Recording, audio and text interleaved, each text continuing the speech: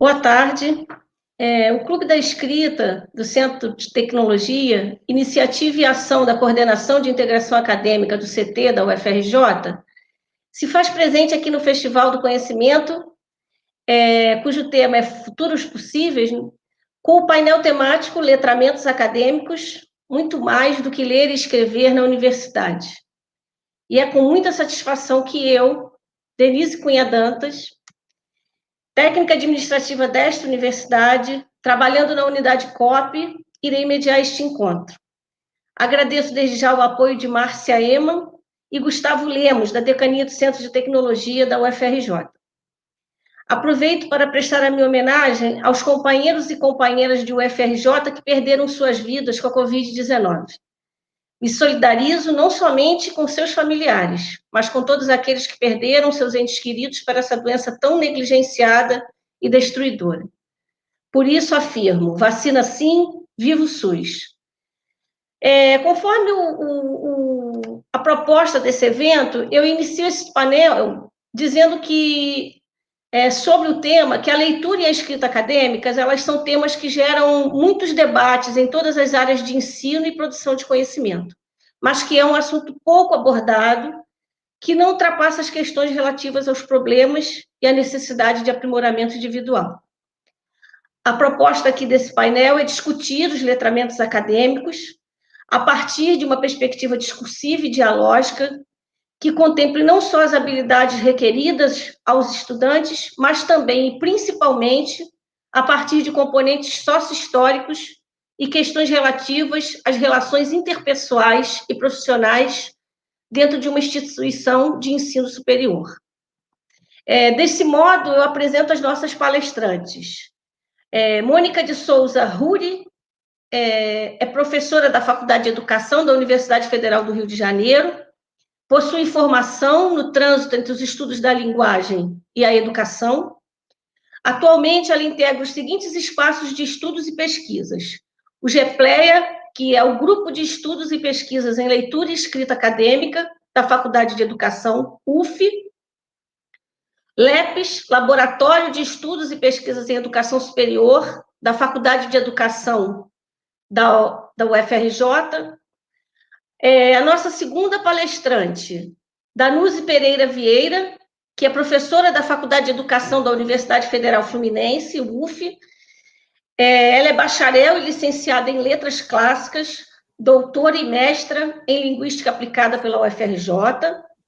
Participa do grupo de pesquisa também do GEPLEA e do Laboratório de Letramentos Acadêmicos, o LabLá, da UF, nos quais realiza pesquisa no campo dos estudos linguísticos, em especial na esfera dos letramentos.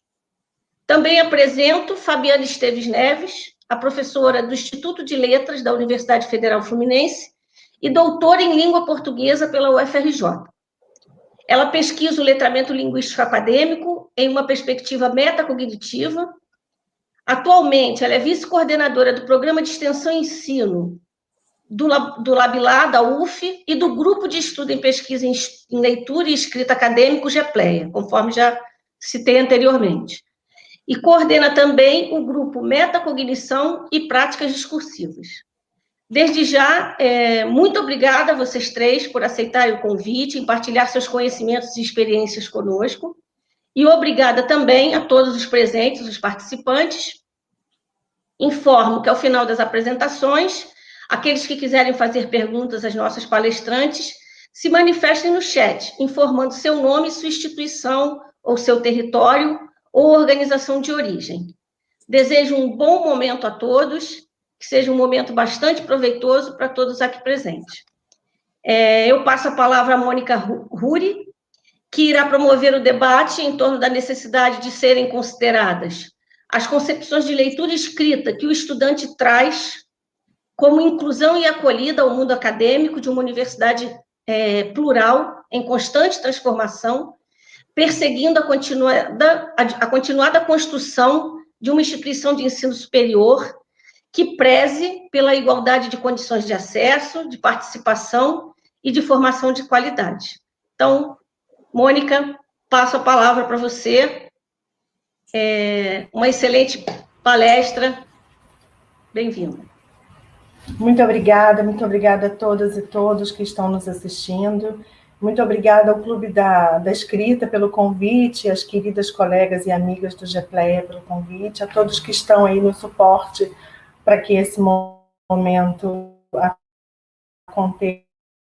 Muito obrigada a todos vocês. O Gustavo, acho que vai começar a apresentação, Gustavo. Por gentileza, obrigada. Bom, dentro desse tema, né, de pensar os futuros possíveis e os letramentos acadêmicos, pensando muito além do que é ler e escrever na universidade, uma palavra que nos atravessou, né, fortemente enquanto nós tecíamos esses tecidos desses textos que hoje nós trazemos para vocês, foi a palavra emergências. Pode passar, por favor? Bom, pensando que era uma comunicação, nós resolvemos pensar numa abordagem metalinguística, pensando, então, para quem essa comunicação se endereçaria, qual o assunto dessa comunicação, qual o objetivo dessa comunicação e quem somos nós, não é cada uma de nós que faz essa comunicação. Bem, no meu caso, a minha fala se endereça, então, a estudantes, técnicos e docentes. O assunto, como já dito, são as emergências, no entrelaçamento de pensar, o que é muito além de ler e escrever na universidade. E o lugar de onde eu falo é esse lugar mesmo de trânsito, né? De alguém que tem graduação em letras, mestrado, doutorado em educação, e que pensa o entrelaçamento desses campos básicos de estudos, né, que são a linguagem e os estudos sobre educação superior, especialmente nas questões de democratização da educação superior e de permanência. Por favor, pode passar o próximo slide. Então, a palavra emergência que a gente traz aqui hoje, que eu trago nessa minha fala agora, é no seu duplo sentido. É no sentido de pensar as emergências históricas e também as emergências no seu sentido de premências, de urgências. Pode passar, por gentileza. E agora, então, eu peço a liberdade, tomo a liberdade de fazer uma leitura para ficar mais organizada a minha fala, com um apoio aí visual para vocês. Então, vamos lá, a minha comunicação, a minha carta para vocês. Cara comunidade acadêmica, docentes, discentes e técnicos, minha mensagem quer destacar as emergências. Temos visto na universidade a emergência de um novo perfil de estudantes, efeito de políticas combinadas de democratização da educação superior, por exemplo, das ações afirmativas, das quais podemos citar a Lei de Cotas 12.711 de 2012. Nunca tivemos uma universidade tão diversa. A universidade que tradicionalmente era feita por e para a elite e formava os quadros que, ao final, possibilitavam a continuidade dessa mesma elite nos lugares do poder, hoje é habitada pela diversidade, se aproximando cada vez mais do que podemos chamar de uma representação da sociedade brasileira.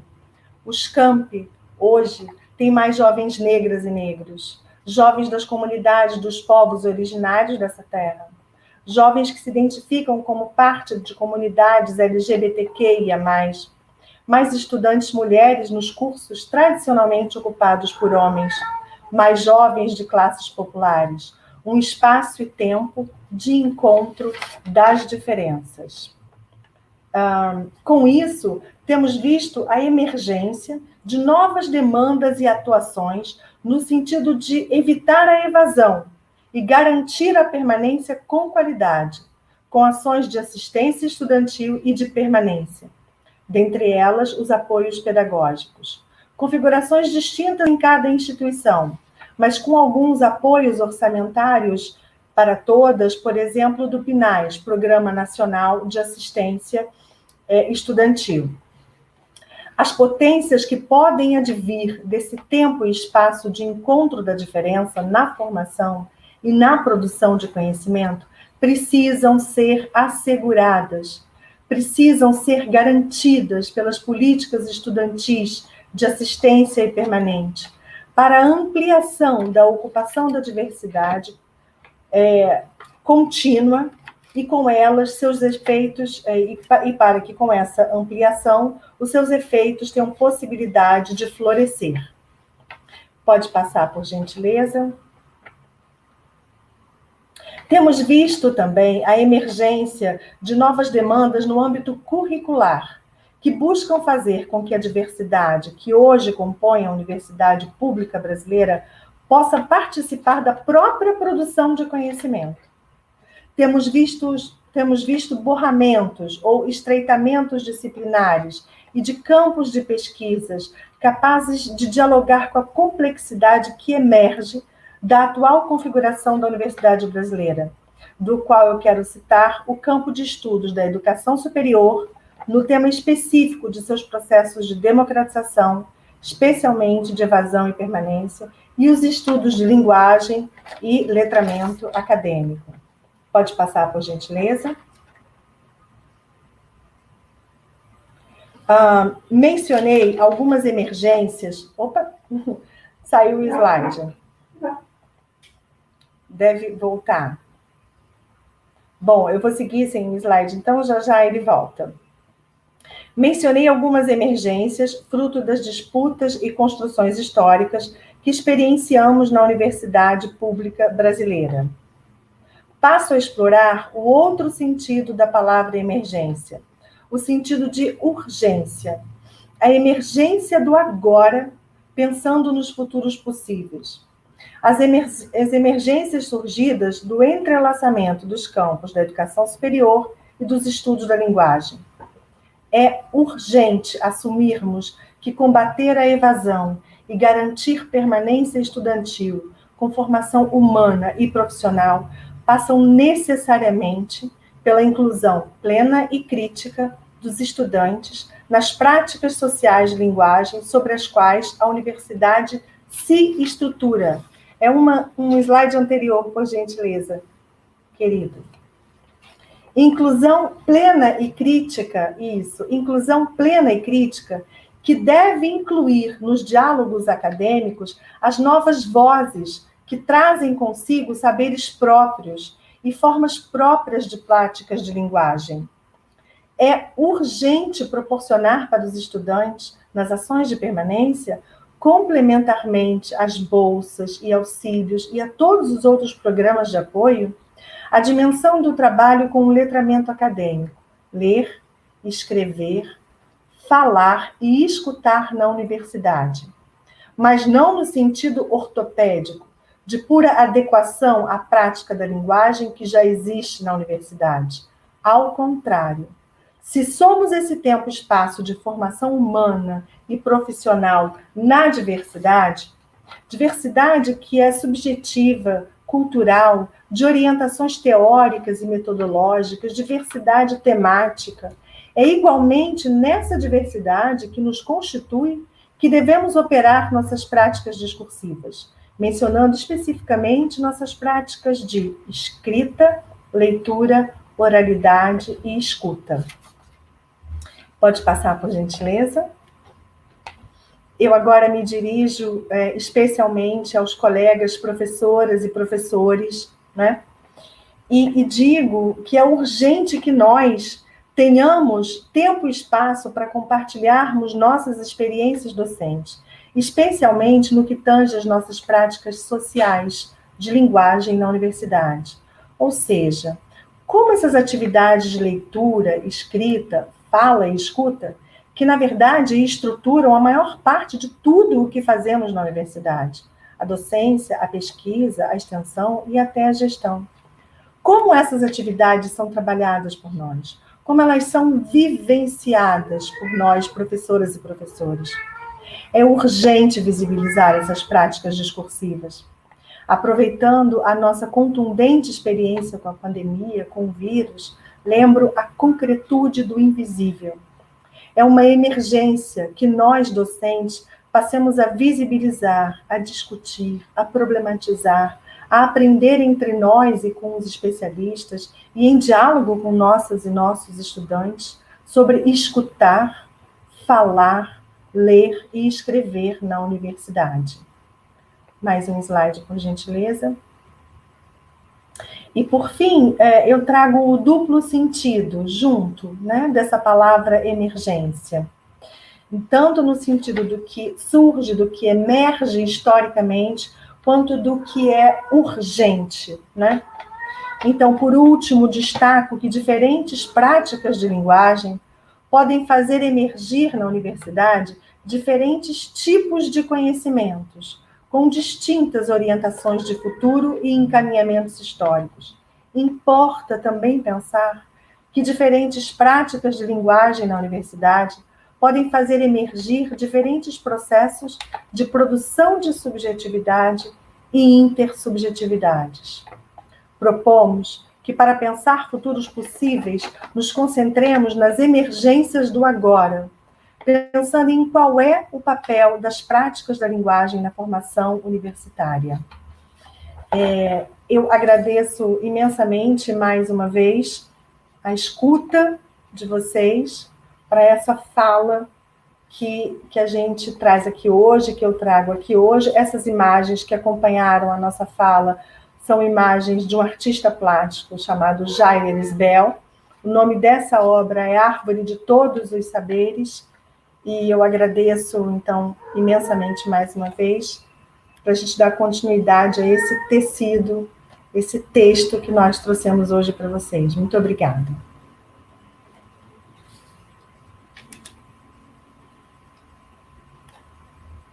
Eu não estou te ouvindo, Denise. Sim. Obrigada. Bom, excelente, Mônica. Muito bom, muito boa a sua apresentação. E neste momento eu passo a palavra à professora Danuse, né? Que nos fará agora refletir como, historicamente, se faz necessário buscarmos o princípio da troca, né? A troca de experiências e saberes na prática da leitura e da escrita acadêmica. Por favor, Danuse, a palavra é sua. Boa tarde a todos. Eu peço ajuda ao Gustavo, né, para isso espelhar. Muito obrigada. Agradeço essa apresentação tão cuidadosa da Denise, e expresso a minha grande felicidade de estar no espaço da Minerva, né, da onde saí, aonde me forjei como professora, como pesquisadora, tudo dentro da UFRJ. Então, eu com muita alegria, me sinto muito honrada de estar nesse espaço para falar sobre futuros possíveis, compartilhar algo que aprendi a construir nesse espaço, e hoje ecoo, né, e continuo construindo e pensando com outros pares, em outras unidades, e sempre em diálogo com grupos da UFRJ. Então, pensando nesse tema, letramentos acadêmicos, muito além do ler e escrever na universidade, nós pensamos em escrever cartas para vocês. Mas como endereçar uma carta somente para um destinatário? A leitura pode ser feita sempre por muitos, e é sempre feita por muitos. Então, eu tinha em mente o estudante. Acho que eu acabei dialogando com todos. Mas por esse recorte é que eu inicio, né, sigo a construção da minha amiga Márcia, né, e vou conversar com vocês um pouquinho sobre emergências históricas. Por que históricas? Porque estou trazendo conceitos que convivem com a gente por toda a vida, que são conceitos de linguagem, tão próprio do homem, que muitas vezes a gente naturaliza. E aí chega um momento que a gente tem que parar, às vezes, para pensar e problematizar, um pouco alguns termos que envolvem a prática do ler e escrever, em toda a sociedade, mas sobretudo no recorte da universidade. Por favor, Gustavo. Por que falo, né? Logo no início falei sobre destinatários, né? Para quem eu estou me endereçando, com quem eu estou falando. Porque, de toda forma, nós estamos inseridos numa trama social, em que, em alguns momentos, estamos participando desse jogo social, desse jogo de linguagem, como objetos, em outros momentos, como sujeito, né? Isso já dizia Paulo Freire, que hoje estaria, nesse ano, completando 100 anos. Então, é sempre tempo, e, sobretudo, nesses tempos, sempre ecoar a voz de Freire. Gustavo?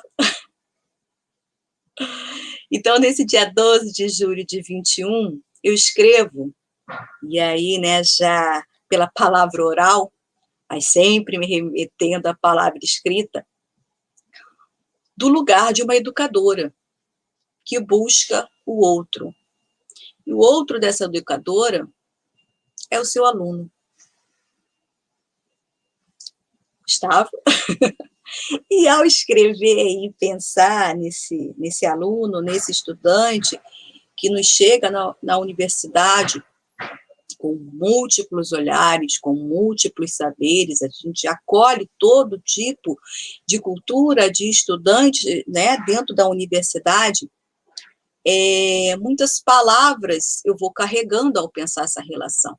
Palavras alheias, palavras de outros que foram meus professores, muitos daí dessa instituição, de tantos escritos que já li, de tantas formas de escrituras diferentes que li, que consumi, de tantos desafios que eu mesma sofri diante dessa potente ferramenta humana que é a palavra escrita. Sobretudo, dentro de algumas culturas,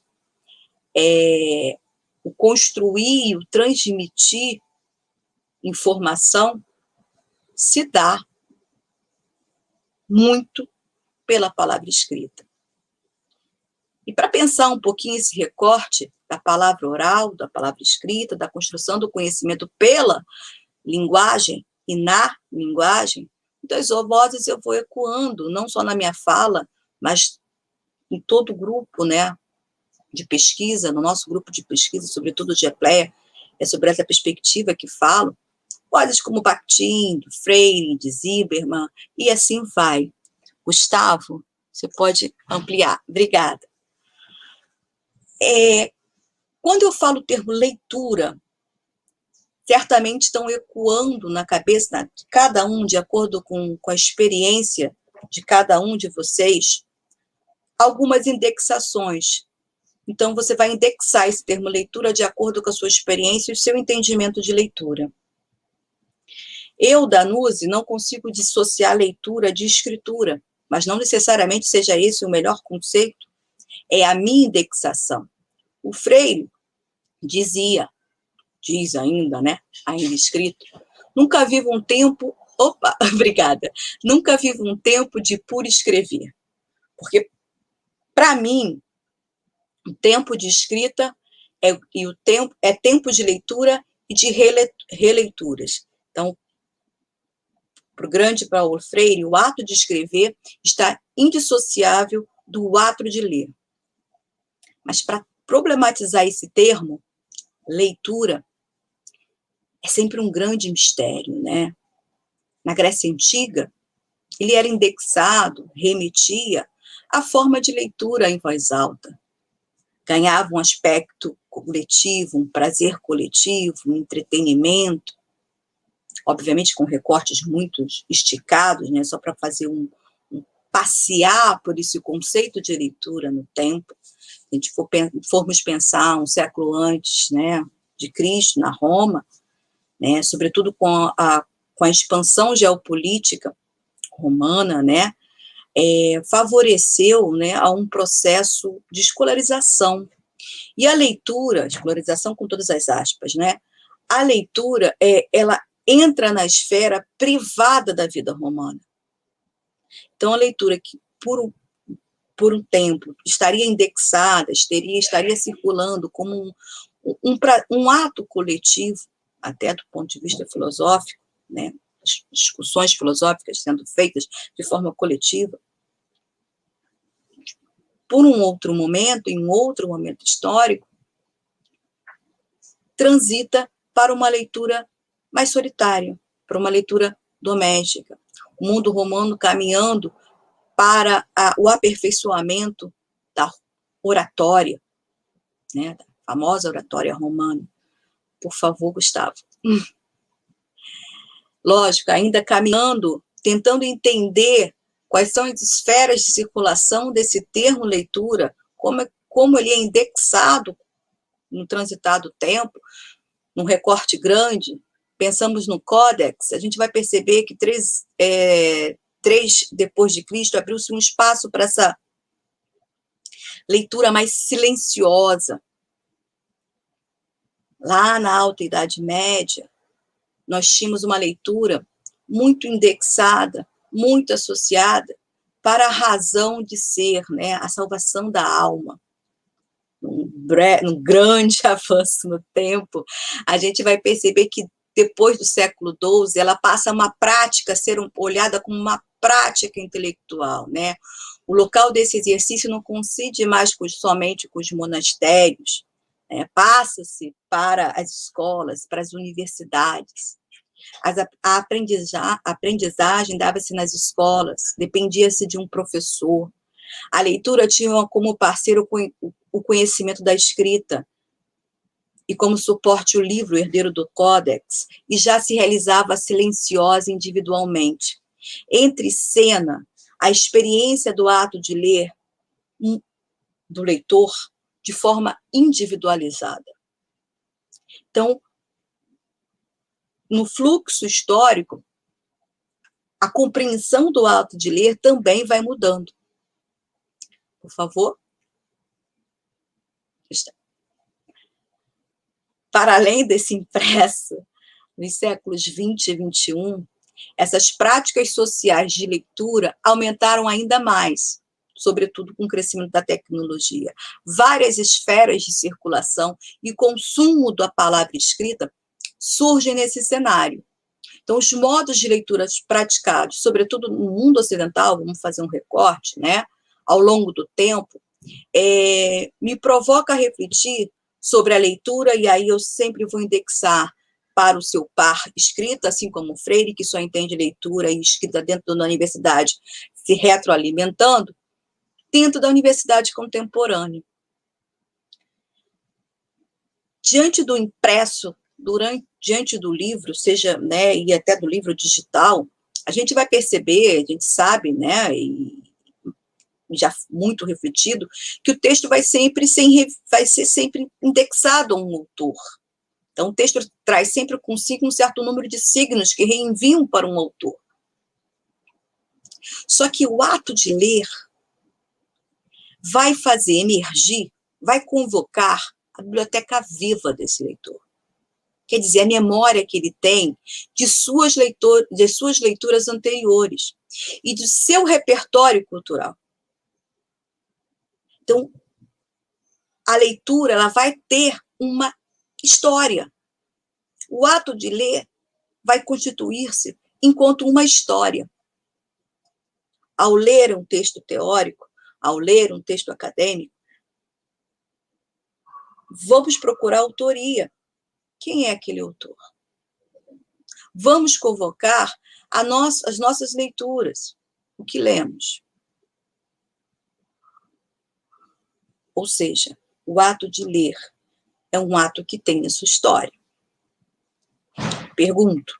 Lembra que eu falei que eu ia escrever pensando num personagem, mas acabo convocando outros, né? Caro estudante, qual é a sua história de leitura? Qual é a sua história com a escrita?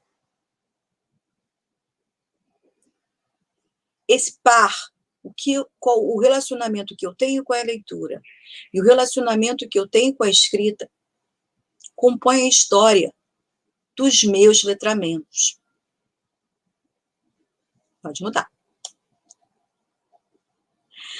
Quando você vai estudar e não entende nem o título, cara, quantas vezes nós escutamos e geramos dados também, sobretudo do nosso laboratório, né? Do aluno que reclama está angustiado. Parece essa imagem, né? Da moça cansada, parece estar situado em outro tempo, diante da leitura acadêmica, diante da exigência acadêmica. E aí sempre vem uma dúvida. Pode passar, Gustavo? Uma não, né? A gente precisa refletir diante desse momento. O que nos cabe refletir? Eu falo nós, porque não é só a atividade do aluno. Lá atrás, quando eu falei que escrevia pensando no ser docente, eu estou pensando no meu aluno. Eu só posso ser docente quando eu penso nessa alteridade. Então, pensando juntos, a gente tem uma indicação, termos consciência de que o processo de ler e escrever é um processo contínuo. Isso significa que ele não está pronto. Nem o aluno que entra no primeiro período de graduação, nem aquele que sai no último. Esse exercício, ou esses exercícios de linguagem, como bem a Márcia falou, escrito, saber ouvir, saber escrever, saber ler, saber escutar, envolve uma série de capacidades de linguagem que buscam necessariamente o outro. É um princípio de alteridade. Gustavo? Então, quando eu vejo um texto teórico, e aí eu tentei colocar com páginas, mas não fui muito artista, não sei lidar muito bem, mas a intenção era colocar páginas sobre páginas, porque um texto, quando ele se apresenta para a gente, um texto teórico, por isso que eu estou fazendo um recorte para o letramento acadêmico, ali, no bojo dele, existem processos de construções dos pensamentos, opiniões, consensos, dissensos teóricos, consciências, construídas a partir de relações dialógicas e valorativas com outros pesquisadores, com outros dizeres, com outros pensamentos. Aquele resultado que está ali, ele está em permanente diálogo, explícito ou não, com outras consciências. É preciso estar atento para isto, parece naturalizado.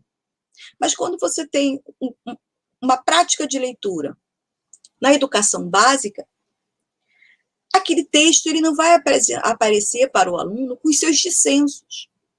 Os textos que circulam, em sua grande maioria, na educação básica, vai tratar daquilo que está estabelecido ou mais estável.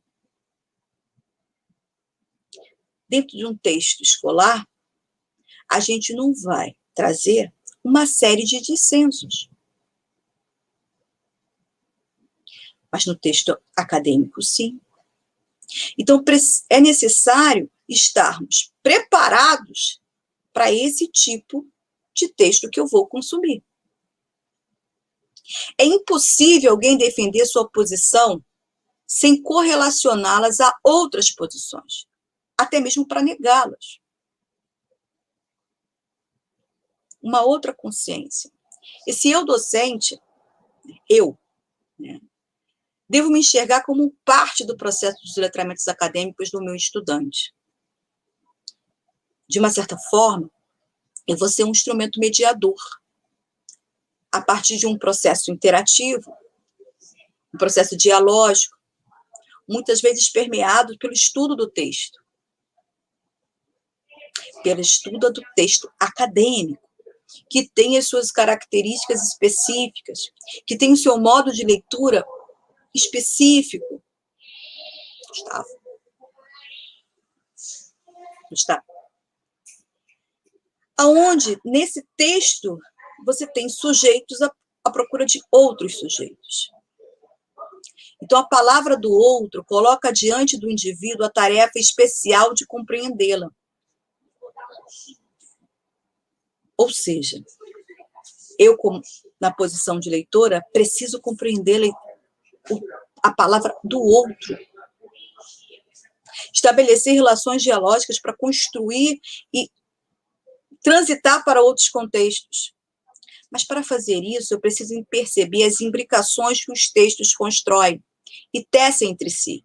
As articulações, as relações entre os interlocutores, o tipo de temática, o estilo do gênero, as referências cruzadas. Gustavo? Caro estudante, tudo que dá valor ao dado do mundo, tudo que atribui um valor autônomo à presença no mundo, está vinculado ao outro. É a respeito do outro que se inventam histórias. É pelo outro que se derramam lágrimas. É ao outro que se constroem monumentos. Apenas os outros povoam cemitérios. A memória só conhece, só preserva e restitui o outro. Logo, o ser docente precisa do ser estudante para se constituir. É que eu não posso assumir autenticamente o magistério sem ensinar ou ensinando errado, desorientando, falseando. Na verdade, não posso ensinar o que não sei.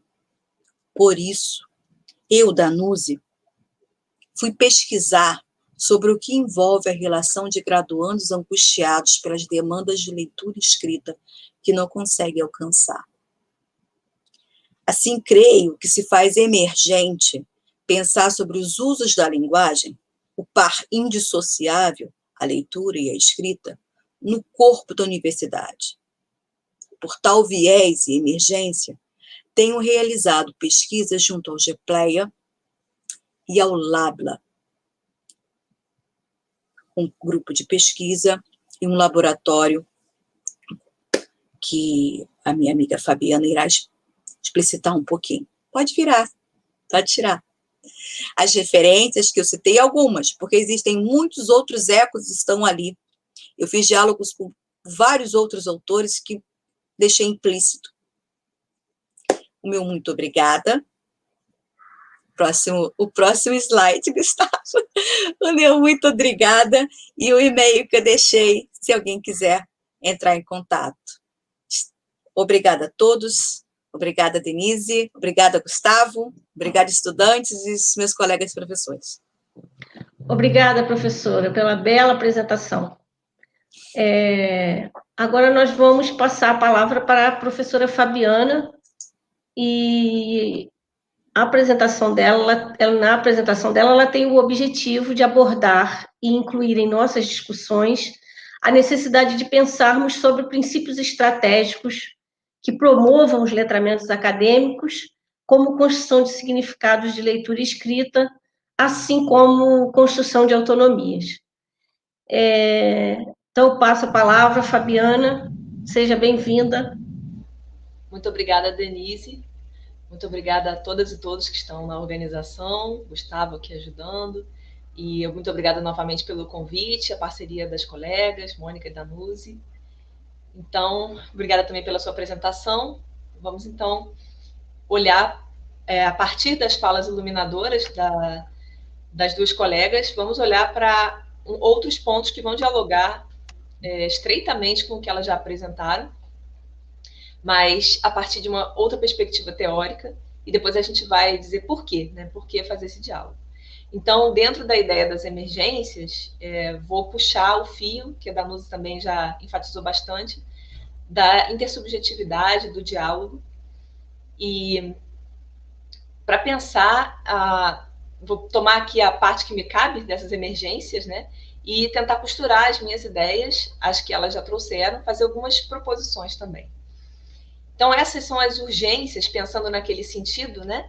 As urgências que emergem da relação com outros, com os diversos outros em circulação na universidade, nas práticas de letramento. E também vou trazer um enfoque, como já disse a Denise, nas estratégias relacionadas à leitura e à escrita. Então, nesse slide mesmo, que já está, vou apresentar a minha carta, né? E aí, minha carta em formato de e-mail. Então, a quem eu envio esse e-mail? Como já dito pelas colegas, a quem circula nessas práticas de letramento no contexto acadêmico. E aí eu tentei expor algumas interseções possíveis. Então, a mensagem é para múltiplos destinatários que são também destinatários múltiplos, né? Na medida em que são docentes e também são pesquisadores, mas já foram estudantes e ainda são estudantes, seja institucionalmente matriculados ou não, estudantes que são pesquisadores, seja nos grupos de pesquisa, seja na sua prática de estudo mesmo nas disciplinas, técnicos que são também estudantes, também pesquisadores, e que podem vir a ser professores, enfim.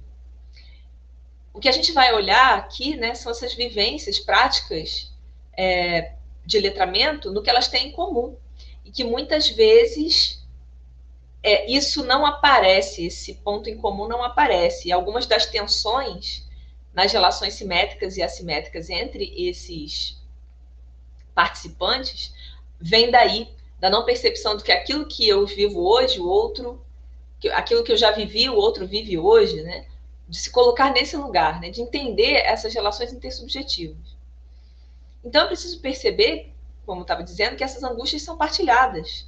E, portanto, elas não devem, nem podem ser camufladas, disfarçadas, não podem ser tabu, como a gente já propôs aqui no próprio resumo dessa fala, dessas falas nossas, né? Pode seguir, por favor. Então, a minha mensagem, meu e-mail, né, vai tentar dialogar com essas perguntas que nós trouxemos no resumo desta mesa. Que outros aspectos atravessam a execução das tarefas de ler e escrever na universidade? Como já as colegas também já trouxeram. Trata-se apenas de habilidades, de técnicas? Quais são os papéis de docentes, pesquisadores e estudantes na dinâmica dos letramentos acadêmicos? E os papéis das interseções entre esses papéis, entre essas posições? E quais são as implicações da não abordagem desse tema sob diferentes ângulos, né? Da abordagem ou da não abordagem? E aí eu trago, realmente, convoco essa ideia, ou esse problema que nós temos, de ter uma dificuldade, um olhar até censurado, né, para as questões dos letramentos dentro da universidade. Enfim, o fato de ser realmente um tabu. Pode seguir, por favor.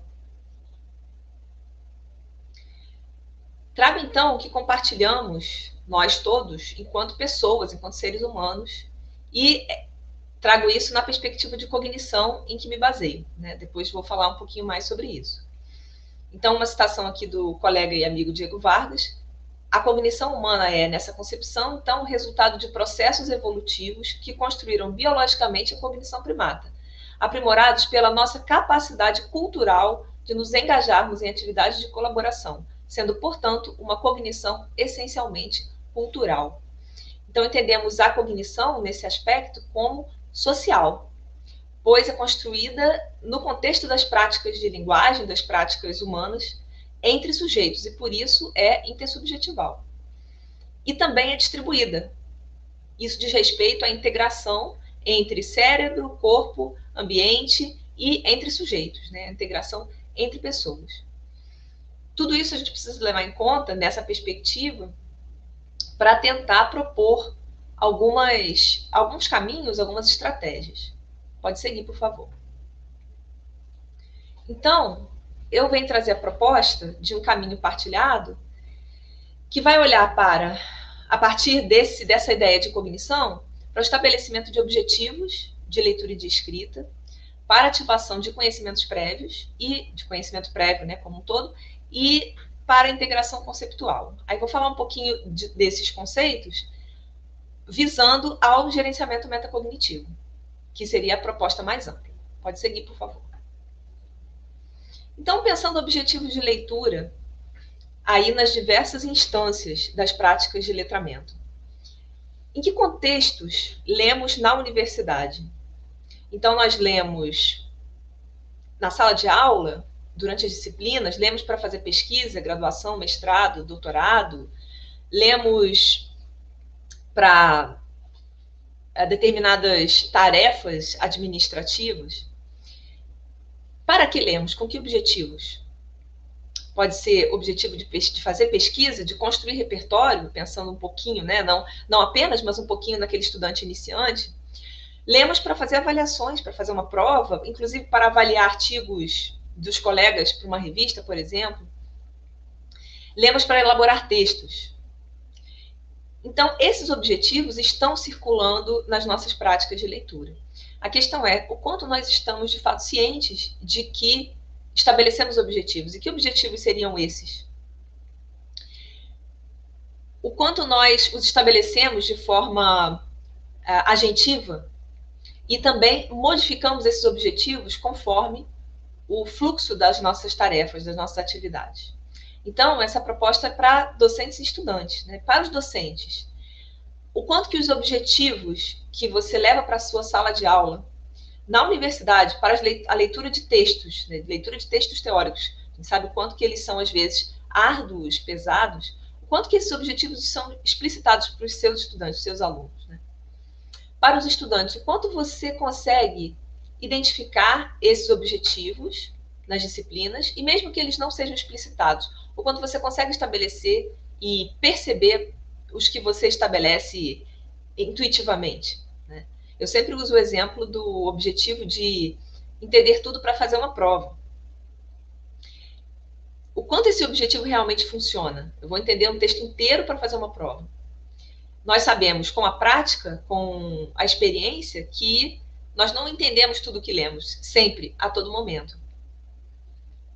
A Danúcia trouxe muito bem aquela necessidade de olhar para as interações, as interseções, os diálogos, inclusive instaurados na história, entre textos. Então, o quanto a gente percebe isso ao estabelecer os nossos objetivos de leitura. Esses objetivos estão atendendo ao que nós precisamos, ou devemos, ou queremos fazer? Então, fica a proposta aqui, que é de uma forma muito breve, né? Mas depois eu vou indicar até materiais em que a gente discute mais essa questão. Então, pensando agora nos objetivos de escrita, em que contexto escrevemos na universidade? Para que escrevemos? Escrevemos muitas vezes para avaliação, numa prova, num trabalho, uma monografia, para fazer um seminário. Escrevemos para publicar, para consolidação do campo de estudos, para validar determinado campo de estudos. Escrevemos para construir o nosso próprio conhecimento e autoconhecimento, então fazemos anotações, fichamentos, resumos, fazemos diários de leitura, e aí essa é a proposta também, né? O quanto nós estamos conscientes, cientes, melhor dizendo, desses objetivos, e o quanto nós também conseguimos flexibilizá-los, né? Aí eu trago a proposta de diversos autores, mas que tem sido ultimamente, né, bem sistematizada pelo Robson Cruz, que é psicólogo e pesquisa bloqueio da escrita acadêmica. A ideia de diário de leitura, a proposta do diário de leitura, da pré-escrita, o diário de leitura como aquele espaço de uma escrita livre, sem amarras, uma escrita em processo, essencialmente, que permite escrever errado para escrever certo, como ele diz, né? E permite a pré-escrita, que seria essa ação de produzir, gerar texto, sem a necessidade de tê-lo já resolvido, fechado, mas como espaço para olhar, repensar, construir escrita realmente como construção de conhecimento. A escrita inventiva, que é uma proposta da Bebel Pantaleão,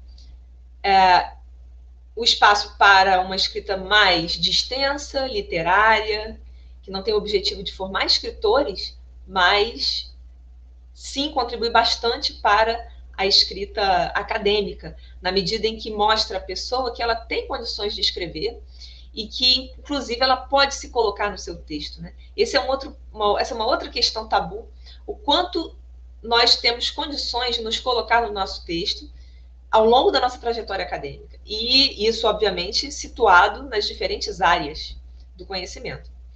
Nas exatas, nas humanas e nos diferentes campos também mais específicos, né? Pode seguir, por favor.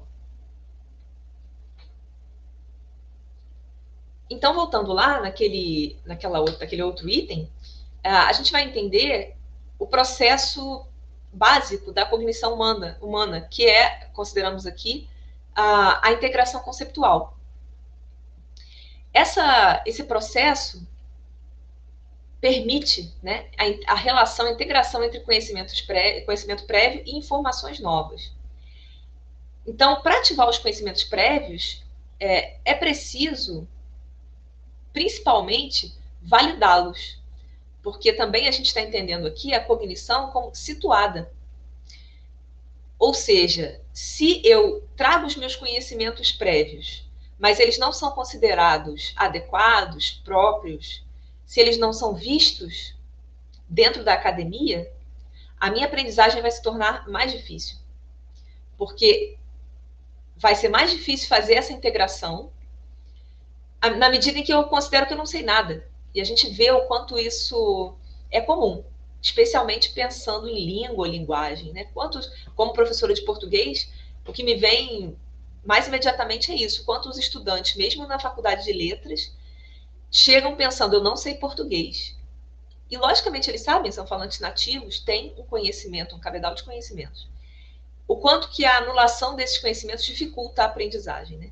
Então, não basta ativar os conhecimentos prévios, mas também é preciso validá-los, trazer para a universidade os diversos conhecimentos, como trouxe a Mônica lá no início, né, dos diversos públicos que hoje circulam na universidade. Então, a integração conceptual, em linhas gerais, consiste na mesclagem entre os conhecimentos prévios sobre aquele tema que está sendo estudado e as informações em circulação, as informações do texto, dadas em aula, etc. Esse é um processo cognitivo básico, próprio das potencialidades da mente humana. E aí, como eu disse, também é situado, né? Se não forem validados esses conhecimentos, como aprender? Então, por isso é fundamental dar espaço ao conhecimento prévio na sala de aula, mesmo da universidade, nos grupos de pesquisa, ouvir, trazer, acolher os conhecimentos das pessoas nas suas diversidades e valorizar as possíveis interações com esses conteúdos já estudados, que muitas vezes são consolidados, tradicionais, hegemônicos, né? E também isso precisa ser valorizado nas publicações. O quanto que as nossas publicações levam em conta outros conhecimentos não canônicos ou não hegemônicos. Pode seguir, por favor. Então, fechando, né, esses 3 itens, essa é a proposta de gerenciamento metacognitivo. O que está envolvido nos letramentos acadêmicos, em termos de gerenciamento metacognitivo? O conhecimento sobre gêneros discursivos, por exemplo. Então, para administrar os meus próprios conhecimentos, para gerenciar os meus próprios conhecimentos, eu preciso levar em conta, né, que conhecimentos eu tenho sobre os textos escritos, produzidos, lidos, os textos em circulação na academia, na universidade. O quanto a gente também leva em conta as relações simétricas e assimétricas em jogo, as relações de poder. O quanto isso interfere na construção do conhecimento, isso interfere nas práticas de leitura e escrita. E um pouquinho, que eu já disse, já falei ali, né, das estratégias de leitura e escrita, e outras mais que as pessoas já usam. Às vezes elas mesmas não validam, elas mesmas não valorizam essas estratégias, mas precisam olhar para elas, e tantas outras que a gente também discute no âmbito do grupo Metacognição e Práticas Discursivas. E aí esse é o nosso site para quem tiver interesse, né? Coloquei algumas referências antes, mas aí há mais referências. Por que eu trago esse grupo? Porque é um grupo também que está em interação com o Laboratório de Letramentos Acadêmicos e o GEPLEIA, que é o Grupo de Estudos e Pesquisa em Leitura e Escrita Acadêmica, do qual nós fazemos parte, né, dos quais nós fazemos parte. Fazemos parte do LABLA e do GEPLEIA. Pode seguir, por favor. Então, como integramos as nossas propostas e ações? Vocês perceberam que nas falas da Mônica e da Danuse, nós temos diversas perspectivas teóricas em diálogo, aqui eu trouxe mais uma, e todas elas estão relacionadas, integradas no nosso trabalho no laboratório. Esse trabalho integra também uma rede de laboratórios, de grupos, projetos de extensão, espalhados por universidades no Brasil, num movimento que vem crescendo e que é muito necessário, um movimento de diálogo. Aqui temos o Clube da Escrita, né? Temos outros na UFRJ também. esse movimento de discussão dessas dinâmicas e dessas práticas. Uma discussão que não se restringe a técnicas de como escrever uma resenha ou um projeto de pesquisa, mas que leva em conta muitos outros elementos envolvidos, né? Todos esses que nós já falamos e outros mais. Então, esse é um programa de extensão e ensino da Universidade Federal Fluminense, da Faculdade de Educação e Instituto de Letras, sob a coordenação da professora Jéssica Rodrigues e, atualmente, a minha vice-coordenação, né? Os dois tanto no programa de extensão quanto no grupo de pesquisa. Pode seguir, por favor. Então, o nosso objetivo geral, acho que vale ler, para conhecer, quem quiser conhecer o projeto, nós atendemos o programa, né? Nós atendemos, basicamente, estudantes de licenciaturas, mas também muitas das nossas atividades estão abertas para o público acadêmico em geral. Ancorado nos estudos do letramento, no dialogismo bakhtiniano, na metacognição e em outras perspectivas teóricas que podem contribuir com as propostas do Labla, o programa objetiva viabilizar um trabalho regular e sistemático de leitura e escrita de gêneros acadêmicos típicos dos cursos de formação de professores, como esfera discursiva, por meio de ciclos de oficinas e rodas de conversa, cursos e atendimento individualizado em grupos, a alunos de pedagogia, letras e outros cursos de licenciaturas, e a professores das escolas públicas da região de Niterói, Rio de Janeiro, né, Brasil e em torno. A gente está hoje considerando o Brasil porque nossas atividades têm sido online, então temos dialogado com gente do Brasil todo. Pode seguir, por favor. Então, algumas das nossas ações, para ilustrar a prática, né, o que nós temos feito a partir dessas perspectivas teóricas. Esse é o ciclo de oficinas de escrita acadêmica, aqui algumas atividades presenciais, né, com alguns gêneros que nós exploramos, relato de experiência, fichamento, ensaio, resumo científico, resenha. Tratamos também da formação científica na educação básica, o quanto é importante já possibilitar aos estudantes o contato com esses gêneros e, principalmente, a discussão desses letramentos na educação básica. Nós temos algumas ações, né, nesse nível nas escolas, de pesquisa também, de ação, de prática. As oficinas de estratégias metacognitivas de leitura e escrita, que vão fazer essas propostas, já apresentadas aqui. Pode seguir, por favor. Temos o ciclo de roda de conversas sobre letramentos acadêmicos, e aí tratamos de formação e trabalho docente, enfrentamentos psicológicos.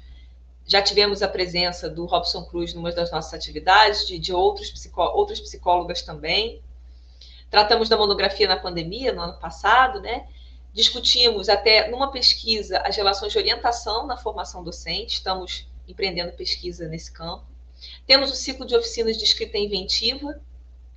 Essa foto aí de cima, a de baixo é a atividade online, né, que nós também estamos fazendo a escrita inventiva online, que eu já citei antes essa proposta da Bebel Pantaleão. Fazemos orientação de escrita acadêmica em grupos de 2 a 5 estudantes das licenciaturas, da UF por enquanto, porque a gente, né, não dá conta de atender muita gente, embora sejamos muitos, mas a demanda é grande, né? Pode seguir, por favor. Essa é a nossa página do Facebook, que também andou correndo aí no chat, colocaram para vocês clicarem. Convidamos todo mundo a curtir, a acompanhar as nossas atividades. Pode seguir. Temos também a nossa página no Instagram, né, e a seguir a página do YouTube. É a próxima. Não, esse é o nosso site. Esse é o site do Gepleia. Do YouTube acho que vai aparecer depois. Então, o site, pode seguir no site mesmo, isso. O site do Gepleia, que é o grupo de estudo e pesquisa em leitura e escrita acadêmica, a gente está atualizando aos poucos com os nossos trabalhos, as nossas atividades de pesquisa também, né, e a divulgação de eventos. Pode seguir. Esse é o YouTube do laboratório, com as conversas acadêmicas que fizemos ano passado, né, o conteúdo que nós temos até o momento. Pode seguir. Bom, então, para encerrar essa minha mensagem, esse meu e-mail, né, fica esse convite para darmos atenção às emergências da intersubjetividade. O que emerge dessas interrelações no contexto acadêmico, voltadas para os letramentos, e também o que é urgente, como a Mônica já trouxe, a Danúcia também já trouxe, né? O que é urgente observar? Tanto enquanto docente, quanto enquanto técnico, enquanto pesquisador, enquanto estudante. Aqui precisamos dar atenção. Porque os letramentos acadêmicos são uma construção coletiva de responsabilidade institucional. A universidade, sim, precisa trazer esse tema à tona, precisa superar os entraves, precisa prover estratégias e, enfim, discussões sobre isso, mas todos estamos imbricados e implicados, né, nessa discussão. Essa minha fala, principalmente, é só uma provocação. Né? E também fecho com a importância da interação entre áreas e campos de conhecimento, que a gente está falando para um público bastante amplo. E a gente interage com o Clube da Escrita, que é do Centro Tecnológico, nós sendo da área de humanas, né? Então, isso é ilustrativo da necessidade de promovermos essa interação, promovermos essa discussão e levarmos em conta as diversas contribuições possíveis e as diversas também dificuldades e os entraves, enfim, as tensões em jogo dentro de todas as áreas no contexto dos letramentos acadêmicos. Muito obrigada. E agora estou curiosa para ver as perguntas e o debate que a gente vai fazer.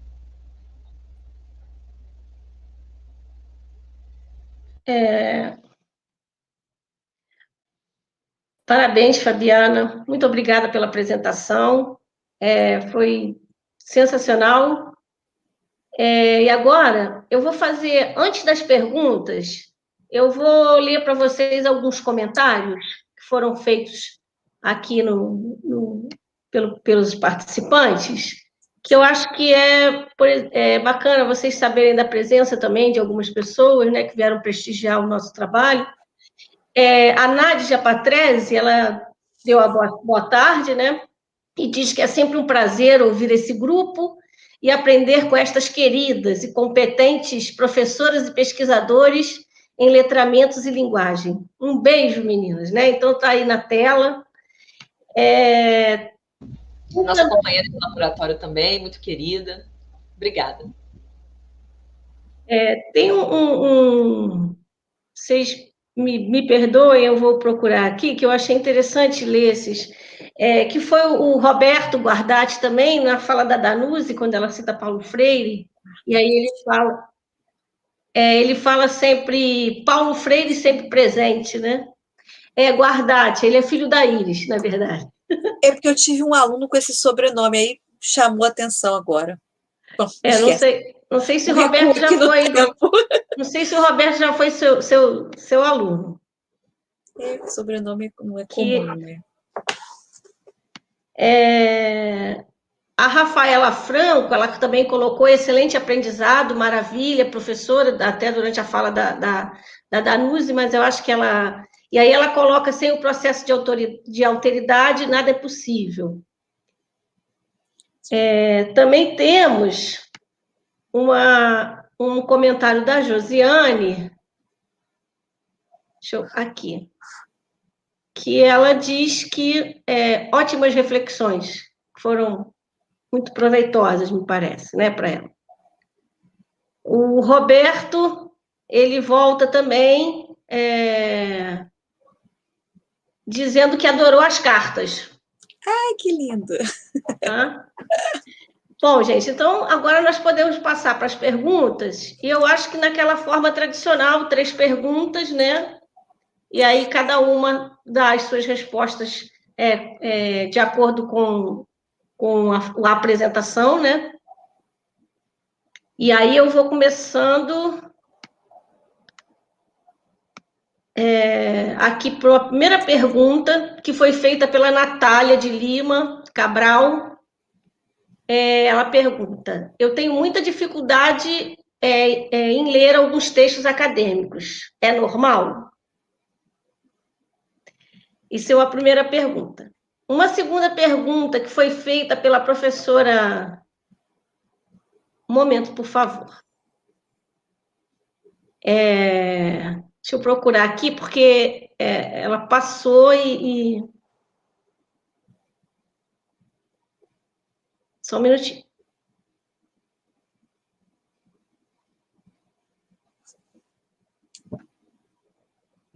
Uma segunda pergunta, que foi da Ludmila Tomé de Andrade, que ela pergunta quais são os empecilhos à fluidez desta relação com a leitura e escrita na universidade.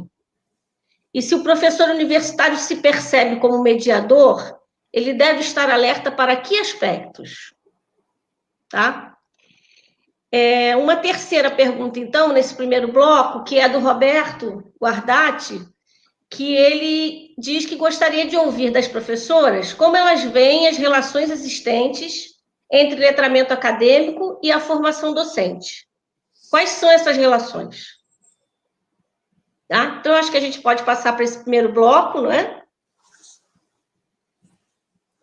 E Mônica pode responder, por favor, pode começar a iniciar essa discussão. Obrigada pelos comentários feitos e por você trazê-los para nós, Denise. Queria agradecer de novo a todos vocês, as colegas, pelas falas. A gente sempre aprende muito, né? Com a escuta, essa joia que a gente precisa exercitar. Eu vou responder, então, a minha colega Ludmila Tomé de Andrade, da Faculdade de Educação. Bom, os empecilhos são muitos, né? Mas a boa notícia é que eles são todos emergências históricas, né? E que, portanto, a gente pode construir outras práticas sociais, outras formas de exercitar leitura, escrita, escuta e oralidade na universidade, né?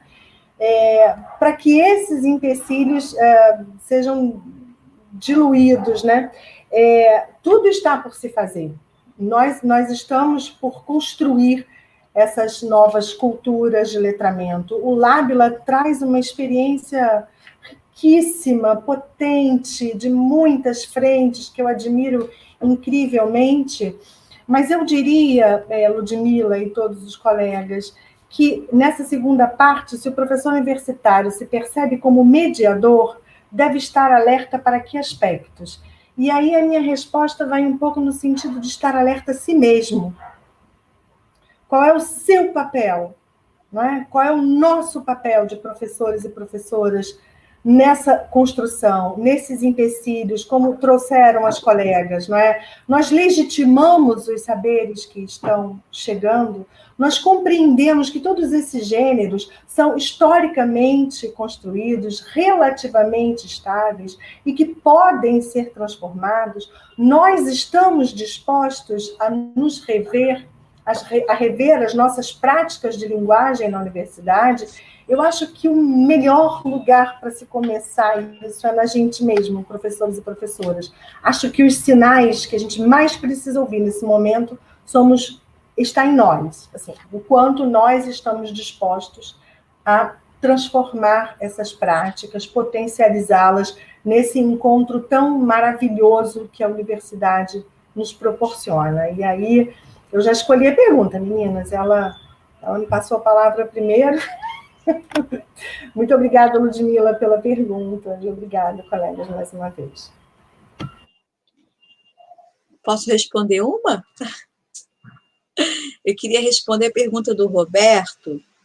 Na verdade, vocês se sintam à vontade, mas vocês podem responder as 3 perguntas. Podem fazer comentários sobre as 3 perguntas sem problema. Então, vamos lá. A primeira pergunta, eu acho que foi sobre... A Natália perguntou, né, falou que ela tinha muita dificuldade em ler alguns textos acadêmicos, se é normal, não é isso? Então, Natália, é normalíssimo. Porque aonde o texto acadêmico circula? Dentro da universidade. Você não compra um texto acadêmico na banca do jornal. Você não lê no rótulo do produto que você compra no supermercado. Então, esse tipo de escrita vai circular neste ambiente. Conforme você vai consumindo, porque o ato de ler é um consumo, aquele tipo de texto, você vai criando ferramentas para decodificá-lo, para entrar em diálogo com ele. Nesse primeiro momento, quando você entra na universidade, é um choque. Cada uma de nós, não me peça para contar um caso, né? Mas, assim, lembra do primeiro texto acadêmico que leu 20 vezes e quase não entendeu nada, né? E hoje, na nossa lembrança, a gente ri. Por quê? Nos faltavam ferramentas, olhares, como eu tenho que enxergar esse texto. Isso vem muito em diálogo com o que a Mônica acabou de falar. Nesse papel, muitas vezes, que cabe ao professor. Mas que muitas vezes são tantas demandas também que tem dentro de uma sala de aula, dentro da academia, ou até de uma sala de educação básica, mas vamos falar especificamente da universidade, que a gente naturaliza esse instrumento. Então, quando... possivelmente eu também já fiz, leiam um artigo tal, tá? Leiam. Mas o que é ler? Como você vai ler? Como você vai se preparar? Ler para fazer o quê? Então, qual foi a pilotagem desse ato de leitura? Às vezes, uma pequena orientação para o ato de ler aquele texto já vai condicionar a sua leitura, já vai facilitar a sua leitura. Então, é um processo dialógico entre realmente professor, aluno e o texto acadêmico. É uma tríade que o tempo todo se constrói. Então, é absolutamente normal, Natália, ter dificuldade. Não seria diferente, porque você não consumiu esse texto antes. E aí eu acho que já vai não alinhava com a pergunta que o Roberto fez, né? Se existem letramentos acadêmicos, qual é a relação entre letramentos acadêmicos e a formação docente? Quais são essas relações? Essa relação é algo que a gente vem pesquisando muito, Roberto. E até mesmo por isso, nós temos alguns projetos, né, Fabiana, de trabalhar letramento acadêmico dentro da escola básica. Um diálogo com a escola básica. E aí, como eu estou no processo também de formação de professores, eu, Fabiana e Mônica, a gente percebe que gerar consciência dos usos desses gêneros na nossa prática docente significa, não é um resultado imediato, mas a gente aposta, a gente imagina que a gente vai estar formando um professor mais consciente do uso da linguagem, porque a Mônica, a Fabiana, a Danusa e tantos outros colegas não formam somente profissional de letras. Eles formam os profissionais de biologia, de química, de física. A gente está em contato com eles. E a gente está em contato com os professores que também os ministram aulas. Então, perceber a leitura e a escrita como algo não naturalizado, mas como uma ferramenta de construção, imbricado na formação desse futuro profissional, eu acho que vai ecoar, inclusive, dentro da escola, a longo prazo. Muito a longo prazo. Mas está extremamente imbricado. A gente divide as searas do estudo por uma questão pedagógica ou de separar um nicho da minha área acadêmica que eu vou trabalhar. Mas, da mesma forma que na escola básica a gente fala que o ato de leitura e escrita é obrigação de todas as disciplinas,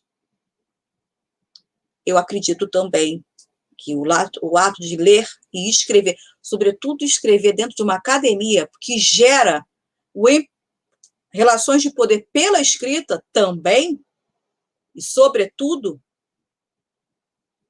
que isso precisa estar como protagonista desse ensino. E não somente como resultado. Bom, foi o que eu falei, né? Fabiana. Espero ter respondido, Roberto. E Natália. Voltando um pouquinho, acho que nós temos uma última pergunta que não foi respondida, né? Mas eu vou lá na primeira também.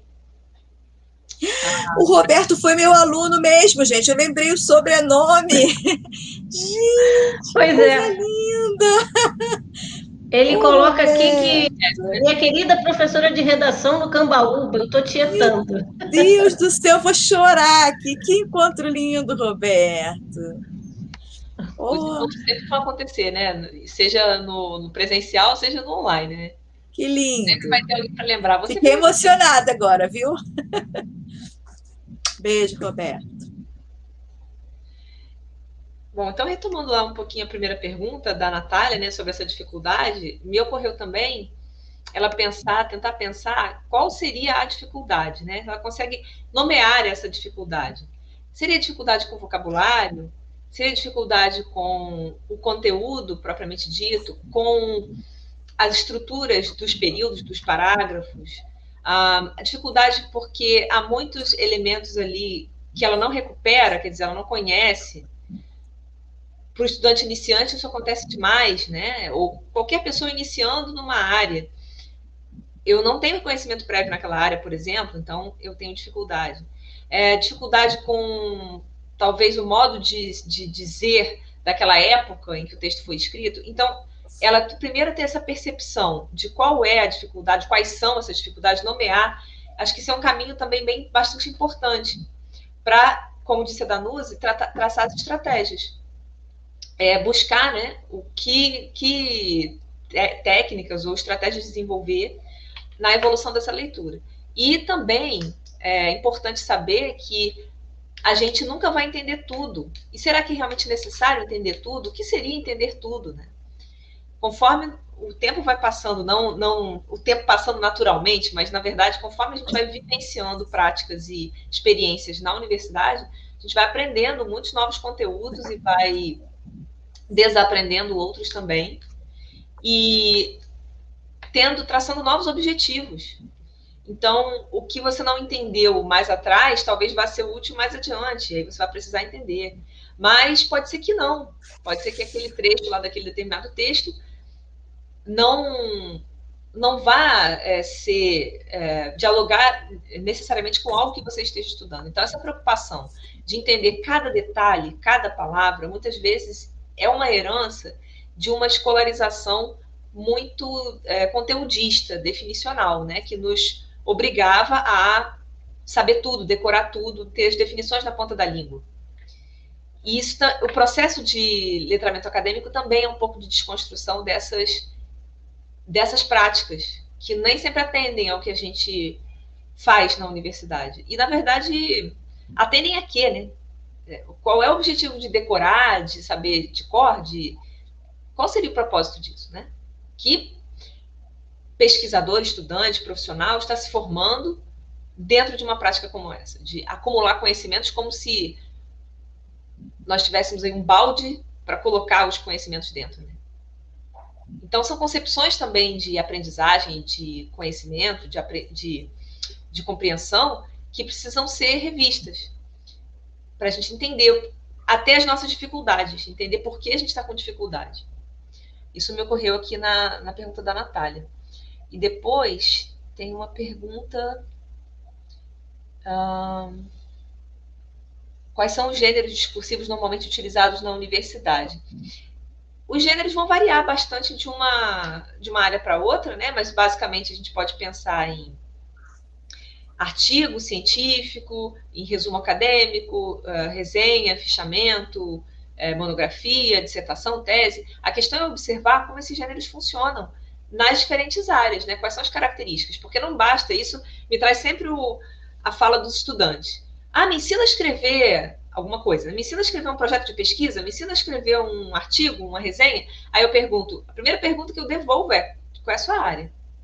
Com que objetivo você vai fazer isso? Porque esses traços dos gêneros são próprios também, vão sendo configurados e negociados nas diferentes áreas. Então, é complicado a gente ter aquele livrinho, né, livrinho fechado e estanque de normas para fazer determinados gêneros. Se a gente não entender o funcionamento desses gêneros no contexto de circulação, naquela esfera discursiva, né? Acho que era isso. Estou tentando encontrar uma outra. Não. Pode falar. Eu acho que eu tenho outras perguntas aqui que eu já tenho aqui organizado. Te facilita, Fabiana. Denise, Eu posso Sim. roubar a palavra e falar só mais uma coisinha sobre a questão da formação de professores na universidade, da importância do letramento acadêmico? Para nós, como a Danusi falou, é muito, muito caro. E eu queria dizer uma coisa, assim, da perspectiva de onde eu falo, e o grupo do GEPLEI é muito generoso no acolhimento, né, de diferentes perspectivas. Eu entendo essas práticas discursivas, essas práticas de letramento, como um espaço de produção de si, de produção de subjetividade, de produção de relação de intersubjetividade e, portanto, de possibilidade de produção de mundo, né?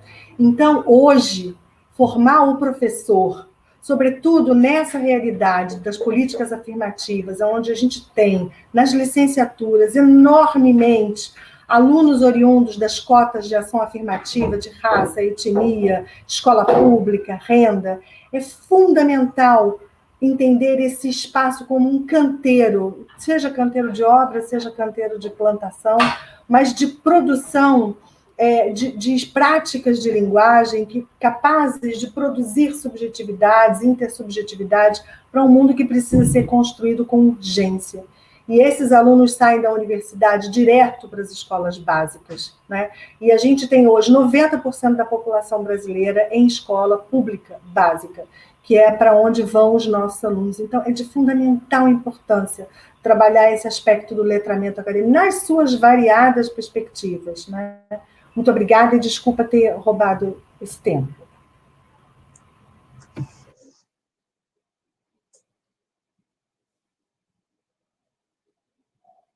Denise, está sem o som. Nós podemos passar para mais 3, né? Para darmos conta aqui da ansiedade aqui das pessoas, porque eu acho que as perguntas têm muito a ver com, né, com o nosso dia a dia mesmo, dentro da academia, né? Então, o Roberto, ele coloca assim: por que não conseguimos romper com a cultura da escrita como processo individual na academia? Isso não é uma contradição com os seus propósitos de construção do conhecimento? Então, isso é uma pergunta. A primeira pergunta. Uma outra pergunta da Ludmila, da professora Ludmila Tomé, que ela fala o seguinte: as relações assimétricas estão se acentuando em sua simetria com a popularização do público estudantil? E aí tem uma pergunta da Delaine, que ela diz o seguinte: a modulação de nossos afetos como função educativa indireta, expressão do escritor Christian, acho que é Duncan, né? No livro que ela já citou anteriormente, lá nos comentários, se faz presente nas oficinas que vocês promovem? E eu acho que a gente pode colocar que aí mais ou menos a resposta é uma pergunta que foi feita pela Iracema, que é assim: ela pergunta, professoras, e aí é uma coisa de ordem mais prática que eu acho que tem a ver com essa discussão. Como posso melhorar a minha leitura desses textos? E aí, mais ou menos, com aquela pergunta anterior, que é a dificuldade da Fabiana, né, que a Fabiana expressou, né, na condição de entender o texto acadêmico e tal. Então, acho que a gente pode, não sei o que vocês acham, mas acho que a gente pode colocar essas 4 perguntas numa tentativa aí de uma visão aí geral sobre o tema. Não sei, o que vocês acham? Eu posso começar respondendo a pergunta da professora, minha colega Ludmila? Eu gostaria a gentileza de, se possível, colocar a pergunta de novo, para eu ver se eu estou respondendo ao que ela está de fato perguntando, porque eu não sei se eu vou lembrar exatamente das palavras que ela usou. Mas eu começaria... não estou te ouvindo, Denise. Eu começaria...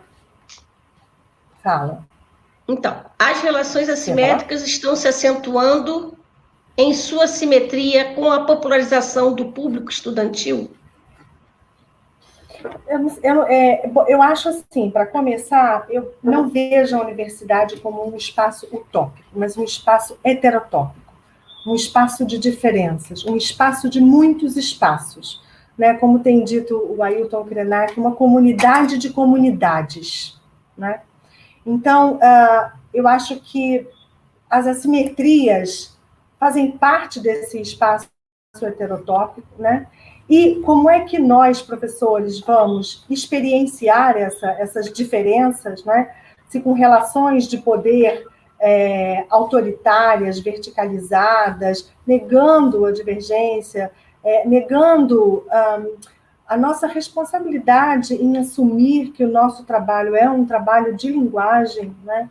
E que estar em diálogo com esses alunos pressupõe novas estratégias, tempo para parar, tempo e espaço de troca, de reconstruir isso. Isso depende muito de cada professor, de cada grupo. Agora, é preciso que a instituição, eu acho também, comece a possibilitar esse tempo e espaço para o professor, né, para conseguir aprender nesse contínuo de aprendizagem da vida, né, a transitar nesse espaço heterotópico, nesse espaço de tantas diferenças. Meninas? Eu gostaria de responder, eu não sei, a questão do Roberto, que acho que ele perguntou sobre a questão da escrita individual, não foi assim? Aí eu vou pedir o mesmo que a Mônica, por que não conseguimos romper com a cultura da escrita com um processo individual na academia? Isso não é uma contradição com os pressupostos de construção de conhecimento? Roberto, muitas coisas estão envolvidas aí. Numa perspectiva dialógica, a gente já sabe que a escrita ela não é individual, ela ecoa outros textos, outras falas. Por mais que eu não expresse ali, está um diálogo efetivo com outras vozes. E é assim que se constrói. A gente tem pesquisado, inclusive é um desafio nosso ultimamente, né, a escrita de um artigo, cujo qual a Fabiana está envolvida, justamente com essa provocação. Por que não pode ocorrer uma escrita coletiva?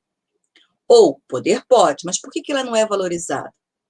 Porque, inclusive, você só prestigia aquele que é o primeiro indexado no artigo. É lógico que são costumes, paradigmas seculares dentro da academia. A gente está trabalhando com o ethos, né? A formação do ethos do pesquisador. Mas é um espaço também para, dentro da universidade, para se discutir.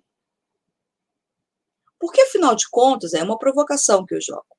Quando você está sendo orientado pelo seu orientador de mestrado, doutorado, de monografia, o que está escrito ali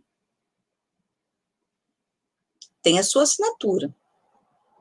Mas foi um processo, quando a orientação é compartilhada com todas as aspas, de construção a dois. Teve um leitor, teve uma indicação. Então, na verdade, o processo de construção é um processo dialógico. E pode não estar explícito, mas ele é dialógico. Então, como isso se constitui no interior da universidade, é como a gente vai começar a problematizar ou a provocar um pensar sobre esse valor que perpassa as estruturas. Não sei se é utópico, Roberto, mas é um elemento que a gente precisa problematizar. E que talvez gerasse menos sofrimento e carga para alguns professores. Né? Porque a exigência de um Lattes altamente produtivo, altamente autoral, com não sei quantas publicações por ano, na qualizar gera uma obrigatoriedade de escrita individual. E aí nós temos outras relações de poder que estão imbricadas. Mas é um processo que se precisa construir. Eu acredito que talvez um primeiro ponto de reflexão é a questão realmente de... Bom, Barthes já dizia, não precisava nem dizer Bakhtin, não existem textos puros. O que existe são farrapos de outros textos, com a sua contribuição. Então, são coisas que precisam ser discutidas e desestabilizadas para se colocar nova dentro de uma universidade. Se iremos conseguir, só o tempo irá dizer. Mas que pelo menos a discussão se coloque. Adorei essa sua pergunta. Por que não escrever individual? Por que não se pode escrever de forma coletiva se não é contraditório? É o problema que se coloca hoje. Eu não sei se eu respondi isso, eu só trouxe mais complicações, né? Mas é essa reflexão que nós estamos fazendo atualmente.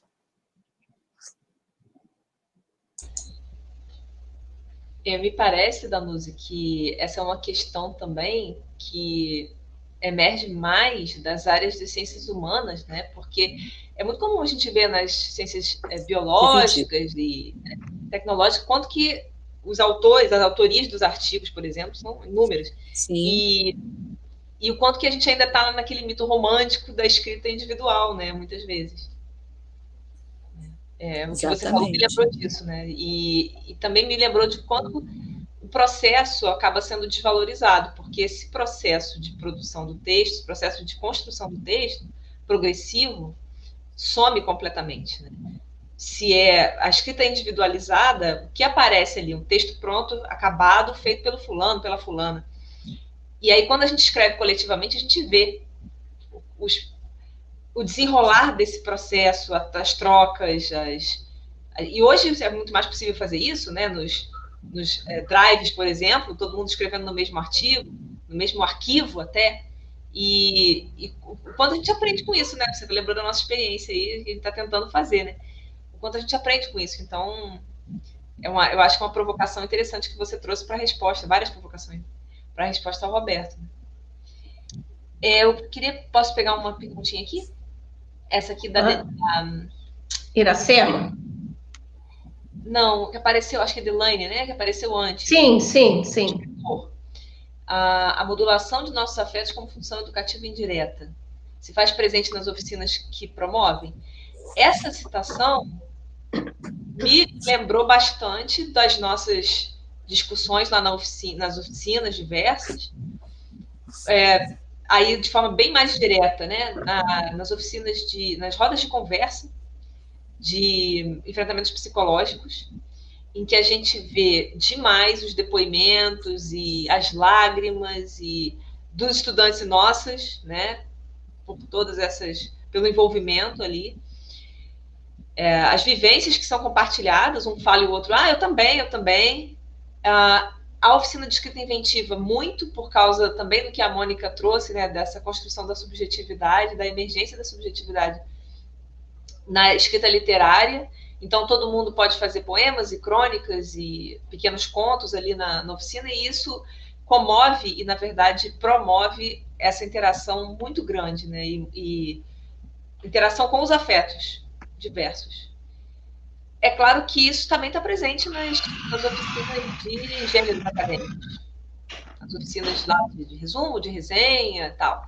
Isso também vai aparecer ali, por toda a nossa prática, né? Nós estamos vivenciando os dois pontos mais marcantes. Pode falar, desculpa. É só para completar com você um exemplo, nós estamos passando por tal vivência num curso que nós estamos dando de construção de projeto de pesquisa. O quanto, Mônica, a intersubjetividade está presente e quanto tem paralisado por não saberem lidar com essa representação. Será que eu posso colocar? Será que isso é válido? Ainda tem aquela questão, é válido? É possível? É aceito? É uma presença, sobretudo na parte da escrita, que oprime muito. A escrita parece ser uma opressora para muitos, né? Então, essa questão da afetividade, que alguém perguntou, que eu esqueci o nome da moça, não sei, que a Fabiana está respondendo, é algo que, mesmo quando a gente não planejou, ela corta todos os encontros, todas as nossas ações. Foi por tal motivo que Fabiana foi procurar bases, né, na psicologia, apoio, encontramos o Robson, a leitura deles tem nos ajudado bastante, porque esse era um dado que pulava, que a gente não contava, a gente só percebe quando vai fazendo o trabalho. Nós tínhamos a questão bakhtiniana, a metacognição, vamos fazer o trabalho. E aí o que pula? Outros sofrimentos. Então, como pesquisadora, nós temos que buscar um apoio que possa refletir. E os escritos do Robson realmente nos fizeram refletir e, de uma forma, a contribuir com esses grupos que nos têm procurado. Se vocês me permitem, é porque nós também já temos que ir nos encaminhando para o final, né? Mas eu acho que tem um comentário aqui da professora Ludmila Tomé, que eu acho que eu vou reafirmar a vocês, e aí diante de tudo que vocês já colocaram aqui, sobre essa questão do aluno, né, das ansiedades, né, dessa questão por parte dos estudantes. Mas a professora Ludmila Tomé, ela coloca assim, ela me pergunta sobre o que impomos aos alunos que leiam, como exposição a certo conjunto de gêneros, artigos, teses, resenhas, e o que exigimos que escrevam. São conjuntos de gêneros distintos, suponho, mas os professores deveriam se preocupar que estejam em articulação. E aí eu volto com a pergunta que a Iracema nos fez, e que aí eu gostaria de provocar vocês, assim, mais no sentido de o que vocês responderiam para esse aluno, que eu acho que essa pergunta da Iracema é uma pergunta que muitos fazem, né? Que é: como posso melhorar minha leitura desses textos acadêmicos, né? Eu vou começar, então, com algumas sugestões. Acho que, para início, a primeira coisa é contextualizar essas leituras, né? Em que âmbito elas estão sendo feitas? É dentro de uma disciplina? É dentro do programa da disciplina? Onde estão essas leituras? Porque, hipotetizando um estudante de graduação, né? No fluxo ali daquele programa, daquela ementa, onde essas leituras aparecem, né? De onde saíram essas leituras? É um capítulo de um livro? É um artigo? Então, é preciso ambientar, entender o contexto também. Que parte do livro, dentro de se é um artigo, né? No caso daquela autora, daquele autor, ou daquele grupo de autores, esse artigo é resultado de uma pesquisa, de uma tese, de uma dissertação, em que época foi escrito, em que contexto sócio-histórico. Esse mapeamento é importante, porque esse mapeamento tem a ver com conhecimento prévio. Também a ativação do seu próprio conhecimento prévio sobre aquele tema. O que você sabe sobre... eu não sei nada. Será que não sabe nada? Né? Ou o que você acredita que sabe sobre aquele tema. E é importante fazer esse registro. Acho que aí entra o diário de leitura. O registro do que você sabe. Registro para a sua própria consulta. Então, você vai lendo, de repente você descobre, não, aquilo que eu achava que eu sabia não é bem isso que o texto traz. E isso é ótimo. É ótimo quando você consegue se dar conta de que o seu conhecimento prévio é diferente daquilo que o texto traz, ou é parecido, ou confronta aquela informação que o texto traz, porque muitas vezes a gente se aferra a determinadas hipóteses de leitura e os problemas de leitura vêm daí, da gente não flexibilizar as hipóteses, da gente não flexibilizar o nosso próprio conhecimento prévio, ou não se dar conta do conhecimento que a gente tem. Então, tudo isso é interessante que seja anotado. Depois, uma leitura talvez mais ampla, mais geral, observando as partes do texto, as partes do capítulo, palavras que se repetem e que são difíceis e que eu não conheço, essas palavras, de repente, eu vou buscar no dicionário. Talvez eu não vá conseguir buscar todas, mas eu vou achar aquelas que mais se repetem, né? Então, essa leitura mais ampla, estratégica, para depois você ir a cada parte do texto e dialogar com cada parte do texto. Fazer anotações na margem, ou se for no PDF, né? Fazer anotações, sempre dialogar com o texto e ouvir a sua própria voz naquela leitura. Né? Isso aqui eu não entendo nada. Quantos textos meus eu tenho lá? Não entendi nada. Eu preciso saber o que eu não entendi, para depois, eventualmente, vir a entender. Né? Eu não posso me bloquear com essa percepção. Ou, isso aqui me lembra tal coisa, outro que eu li, enfim. Dialogue com o texto à medida que você vai fazendo essa leitura, para perceber, inclusive, o papel de cada... a hierarquia das informações ali, né? Há uma citação, é trazida uma citação de fora, de um outro texto, por que essa citação está ali? Qual é a importância dela ali? Há uma proposição feita por aqueles autores do texto em questão, com que essa proposição dialoga? Existem orientações de leitura no texto?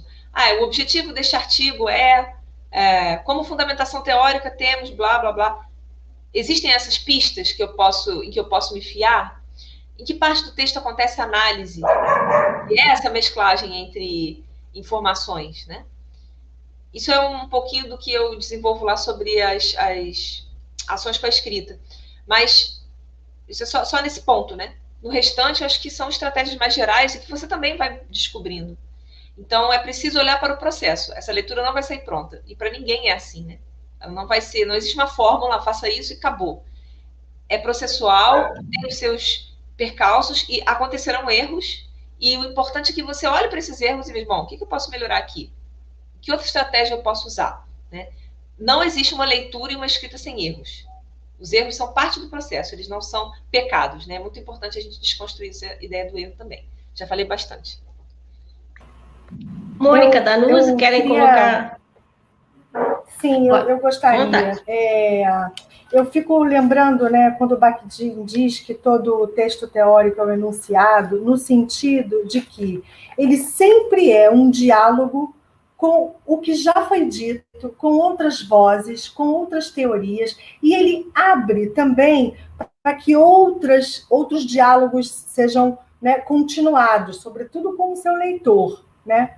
E como é difícil a gente entrar nesse jogo de leitura, de escrita, sem esquecer a escuta, que a gente tem precisado tanto exercitar, não é, no mundo, a oralidade, como é difícil entrar nessa esfera, sobretudo no mundo acadêmico, sobretudo numa cultura individualista, como, né, Danusa lembrou, o Roberto lembrou, né, onde há pouco trabalho coletivo, porque a gente está numa cultura narcísica, individualista, bastante orientada no sentido do neoliberalismo, que é mesmo esse isolamento, esse individualismo, não é? Então, é contra tudo isso que a gente rema, é impossível fazer isso sozinho.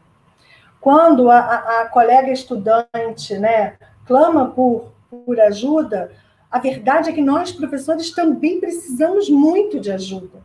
Nós experimentamos, e aqui eu me permito falar do meu trabalho, a cada semestre eu experimento um conjunto diferentes, colega Ludmila, de gêneros, de escritas mais acadêmicas, menos acadêmicas, combinadas, diarísticas, processuais, porque estamos todos aprendendo. Nós precisamos buscar esses apoios, seja no GPLEA, que é maravilhoso, o grupo da Unicamp também tem um grupo lá maravilhoso, que eu também sempre bebo, né? Seja em outras perspectivas de escrita e leitura, como a de Nietzsche, como a de Foucault, que são em outro sentido, né? Mas que também nos ensinam, que também nos apoiam. Nós precisamos fazer isso coletivamente para conseguir entrar nessa esfera e trazer ainda outras vozes que não participavam tradicionalmente desse espaço, né? Construir outras formas de práticas de leitura que sejam menos adoecedoras. Se a gente sofre tanto com essas práticas, o problema não está no aluno, o problema está na prática, nas práticas. O que é que nós estamos fazendo do que nós fazemos o dia inteiro, que é ler, escrever, falar e escutar. orientar os alunos que leiam, escrevam, escutem e falam. O que é que isso está produzindo em nós? O que é que isso produz na nossa sala de aula? E essa é uma tarefa de todos nós, professores. Eu começo por mim, e daí eu vou olhar para o meu aluno. Os técnicos administrativos da UFRJ, da UF, de todas as universidades, que são verdadeiros guerreiros e guerreiras na construção da permanência, não é? Então, incorporar essa dimensão. Então, eu acho que é isso, para dar tempo da minha colega querida Danuzi falar. Muito obrigada pela questão. Eu acho que tanto a Fabiana quanto a Mônica já deram um encaminhamento não final, porque tem sempre a contra-palavra, tem sempre o outro. Eu acho que, para não me alongar, porque o tempo está acabando, mas eu acho que uma das principais vias que nós conquistamos nesse momento aqui, nesse aqui e agora, é abrir para o diálogo, é abrir para uma certa desestabilização do nosso próprio fazer. Porque é muito comum. É comum para mim, provavelmente para a Fabiana, talvez para a Mônica também, no nosso próprio fazer docente, resgatarmos alguns fósseis, cujos quais nós estamos acostumados, né? Às vezes a gente se pega fazendo uma prática, opa, o que eu estou fazendo aqui? Né? Por que eu estou fazendo isso? Eu critico isso, mas eu fui formada e forjada por esses processos. Então, em alguns momentos, eu vou ecoar, seja no espaço da minha docência. Então, fazer uma autocrítica constante, um processo de reflexão sobre o nosso fazer docente, é pensar na alteridade, é pensar naquele outro que vem de diversas esferas da sociedade, com diversos tipos de letramentos, com diversos falares, com diversas visões de mundo que vão eclodir nos atos de linguagem dele.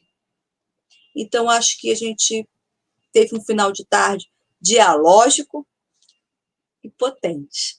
Eu agradeço demais a minhas colegas e a oportunidade dada pelo Clube de Leitura da Escrita, pela organização do Festival do Conhecimento. Muito obrigada. E a Denise pela mediação fantástica. Obrigada, Denise. Bom, aqui os comentários são diversos, né? Vocês devem ter acesso aí, então o pessoal sempre parabenizando as colocações e o trabalho de vocês. O retorno muito bacana, são inúmeros parabéns e excelentes colocações, e concordo plenamente. E muito obrigada, Danuzi. Para mim foi um prazer estar aqui com vocês.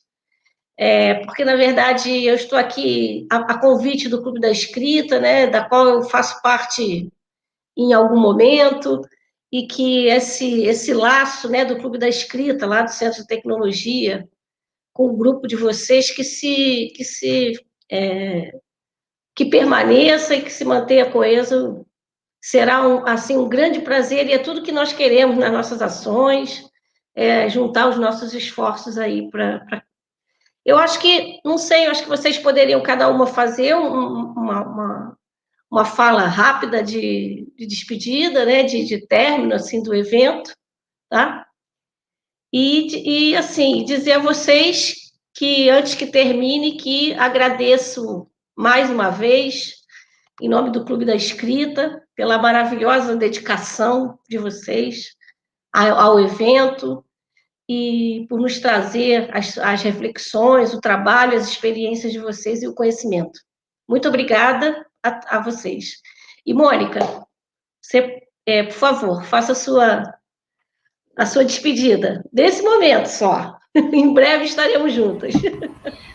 Eu quero agradecer o convite, agradecer a sua mediação cuidadosa, agradecer ao Gustavo, a todos que estão possibilitando o acontecimento, né, do Festival do Conhecimento, pensando nesses futuros possíveis, né?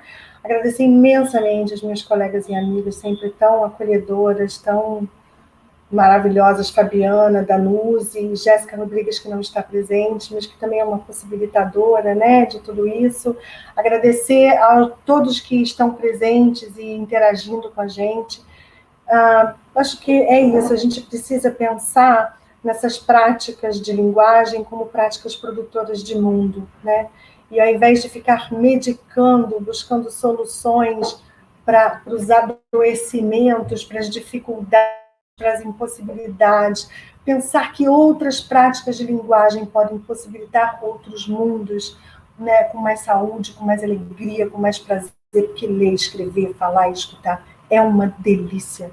Eu, como professora, sou apaixonada por esse fazer, né?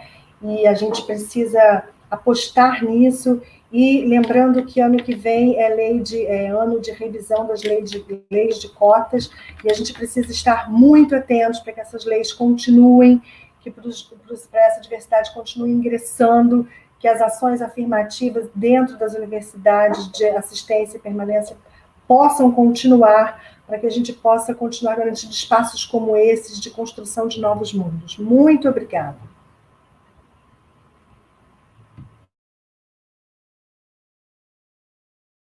Por favor. Eu agradeço imensamente a oportunidade, a colaboração das minhas amigas, do Clube da Escrita, da Denise, do Gustavo, de todos, a grata surpresa que tive no reencontro de um aluno, a todos que participaram, e eu acho que o que nós fizemos aqui foi tecer o viés da esperança. Como o Freire já o tempo todo nos falou, Mônica, pelo viés da esperança sempre, as cotas continuam. Muito obrigada. Depois desses maravilhosos agradecimentos, só deixo também o meu agradecimento e a minha esperança, a minha paixão pela leitura e pela escrita, e os votos de que esses diálogos se prolonguem e possam se expandir para além de nós, para outros espaços de estudantes, de docentes e de técnicos, né? E que a gente possa avançar bastante entre áreas e, enfim. Muito obrigada. Bom, então, termino mais uma vez agradecendo a vocês três e a todos aqueles que estiveram aqui conosco, né, se integrando ao debate e participando e promovendo, né, porque sem vocês também, sem a participação de vocês, ficaríamos aqui num monólogo, né? Então, muito obrigada a todos que participaram, com perguntas, com as suas colocações, e obrigada a todos e uma boa noite. E até breve.